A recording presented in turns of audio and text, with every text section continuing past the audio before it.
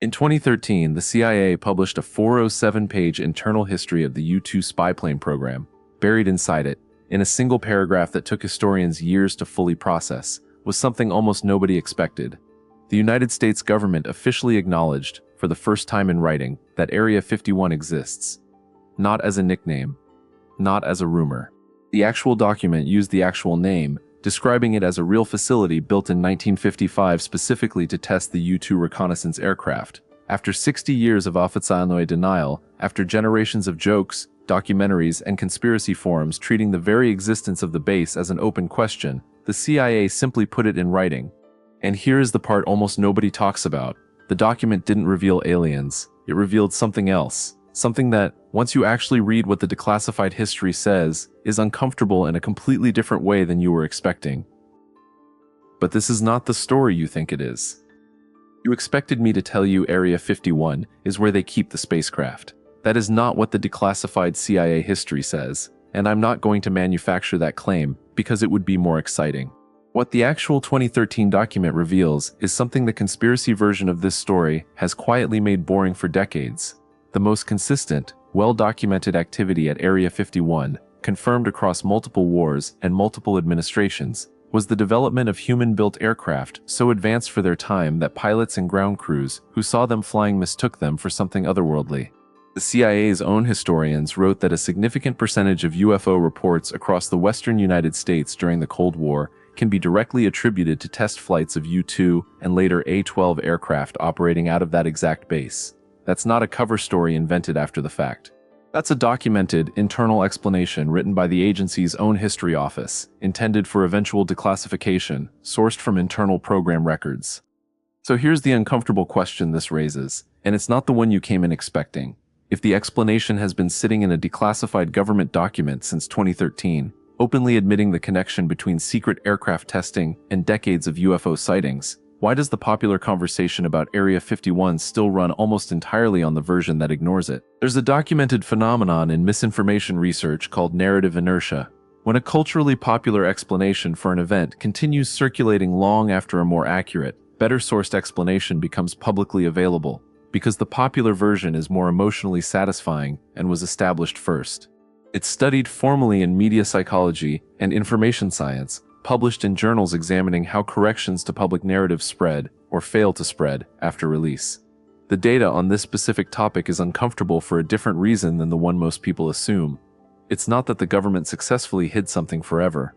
It's that the actual declassified explanation, once it finally arrived in 2013, simply couldn't compete with 60 years of cultural momentum built around a far more entertaining alternative. That's not a cover-up story. That's a story about how human attention works, and it's frankly more revealing about us than about any government program. Now here's the detail that should not exist if the popular alien storage theory were the accurate one. The CIA's declassified history specifically dates the rise of Area 51-related UFO reports to 1955 through the early 1960s, and the document explains why with a level of technical detail conspiracy researchers rarely engage with. The U-2 spy plane, when it first began testing, flew at altitudes above 60,000 feet, far higher than any commercial or military aircraft of that era. Civilian airline pilots, who were the primary source of the era's UFO reports according to Air Force records cited in the CIA history, had never seen anything flying that high, and the U-2's silver fuselage, when struck by sunlight at high altitude, reflected light in ways that, to an observer with zero reference point for what they were looking at, appeared exactly like the popular description of a flying saucer. The CIA history states this directly. Roughly half of all UFO reports during the late 1950s, according to Air Force investigations referenced in the document, were agency aircraft, and the other half were primarily other aircraft, balloons, and natural phenomena. Wait. The single most famous evidence category for extraterrestrial visitation in American pop culture has an official, documented, internally consistent explanation that the same agency people accuse of hiding the truth voluntarily put in writing and released to the public. I kept reading the declassified material to see what happened after that initial wave, and what I found complicates the simple, it was always just planes narrative in an important way. Area 51's actual documented history did not stop with the U-2.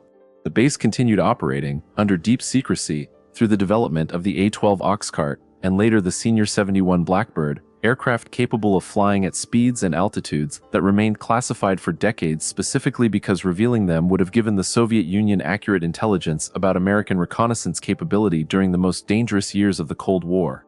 This is also documented in the same CIA history and in subsequent Air Force historical releases. The secrecy was real. It was sustained for genuine, defensible national security reasons related to an active nuclear standoff with a rival superpower, not because the base contained anything extraterrestrial, but, and this is the detail that complicates easy dismissal, the same culture of extreme secrecy that protected genuinely sensitive Cold War technology also, predictably, created the exact information vacuum that allowed the alien narrative to take root and never fully leave. Even decades after the technological secrets it was protecting became irrelevant and were declassified. Let me be precise about fact versus hypothesis versus speculation here, because this is exactly the kind of story where blending them does real damage to people's understanding. Facts. The CIA officially acknowledged Area 51 by name in a declassified 2013 internal history. That same document attributes a substantial share of historical UFO reports in the region specifically to U-2 and A-12 test flights, citing Air Force investigation records. The base's primary documented historical function was testing classified Cold War reconnaissance aircraft, a program that remained secret for legitimate national security reasons tied to an active nuclear-era rivalry. Hypotheses supported by circumstantial evidence that the persistence of the popular extraterrestrial narrative, even after declassification, reflects documented patterns of narrative inertia studied in media psychology rather than ongoing concealment. That the decades-long culture of extreme secrecy at the base, while justified at the time, created lasting public trust costs that outlived the original security justification. Speculation without solid factual basis. That the facility currently houses or has ever housed extraterrestrial technology or biological material. I have no verifiable evidence supporting that specific claim and will not present it as fact, regardless of how culturally entrenched that version of the story has become. Now think about what this actually means once you sit with it honestly, because this is where the uncomfortable part of the title comes in. The ugly truth about Area 51 is not that the government is hiding aliens. The ugly truth, documented and uncomfortable in its own right, is this. A government can become so committed to secrecy, even for legitimate reasons, that it permanently damages its own credibility in a way that no later disclosure can fully repair. The CIA released the actual, mundane, technically fascinating explanation in 2013. It got coverage for about a week. It did not meaningfully change the percentage of people who, when asked, still associate Area 51 primarily with extraterrestrial cover-up rather than supersonic reconnaissance aircraft testing. That gap between documented disclosure and persistent public belief is the actual uncomfortable finding here, and it says something uglier about institutional trust than any single conspiracy theory does. When you train the public for 60 years to expect denial and obfuscation as the default response from your institution, even your eventual honesty stops being believable. I know what you might be thinking right now. If the explanation really is just spy planes, isn't this whole video kind of a letdown compared to what people expect from an Area 51 video? And that reaction is itself the point worth sitting with. The fact that a documented, declassified, technically rich explanation involving real Cold War espionage, real engineering breakthroughs, and a real information vacuum that shaped American pop culture for 60 years feels like a letdown compared to an unsupported claim about extraterrestrial storage tells you something significant about how thoroughly the entertainment version has displaced the historical one in collective memory. That displacement isn't an accident of curiosity. It's a measurable, documented pattern in how narratives compete for attention once they're established, and Area 51 might be the single best case study of it in modern American culture.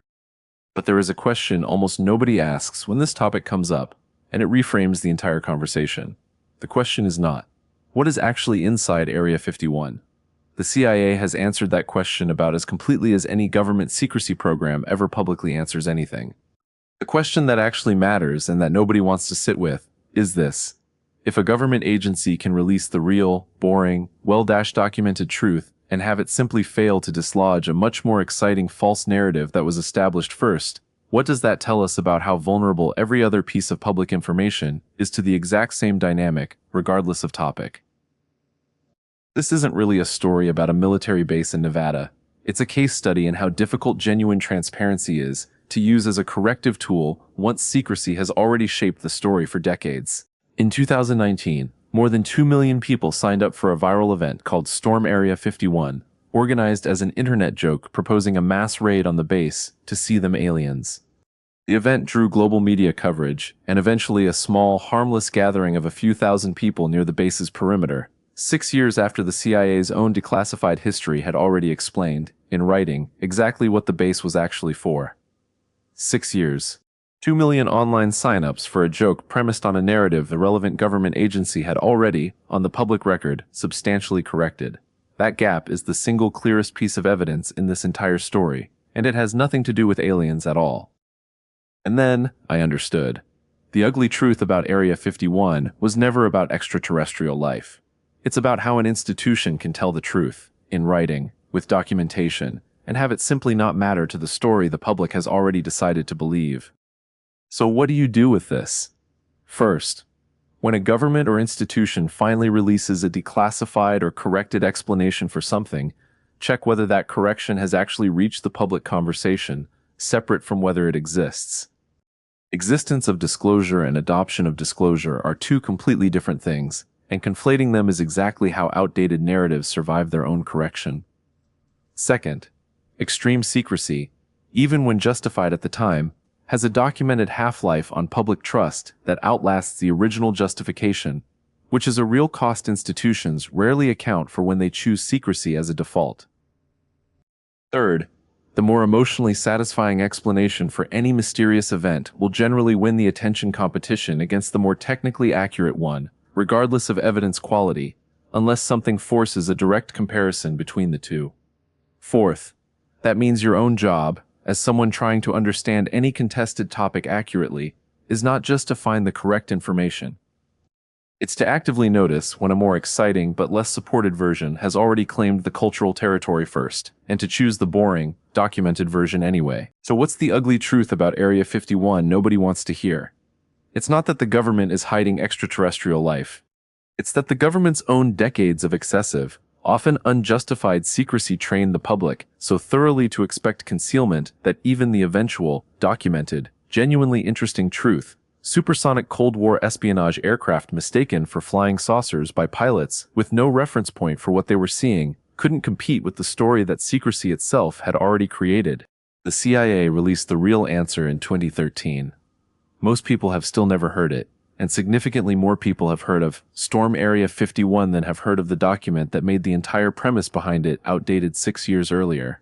The question that will stay with you after this video ends is the one this case study actually proves.